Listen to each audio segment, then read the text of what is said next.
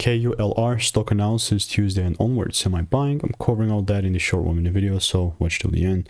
Just overviewing KULR Technology Group, man. It's $6.40, and honestly, like, I was so just open-minded to taking things further down. But if it made, you know, the only thing that would have made sense is there was a little break, and it was not always like this. You know, I took this 20x'd when it was 28 cents. You might think that I'm lying to you or whatever.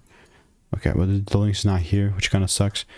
But if you've been watching my videos, you know, like, you can see how much receipts I've gotten with KULR here. Like, 84 results, absolutely crazy. And it's just the tables have turned, you know. If there's a second break, looking to take it further down. Other than that, not touching it whatsoever. And I'll continue to keep you updated. So if you want to learn to get to those 5-10K months, plus the Discord and all the workshops, all that good jazz, click the first link in the description. Absolutely risk-free. Can't find it absolutely anywhere else.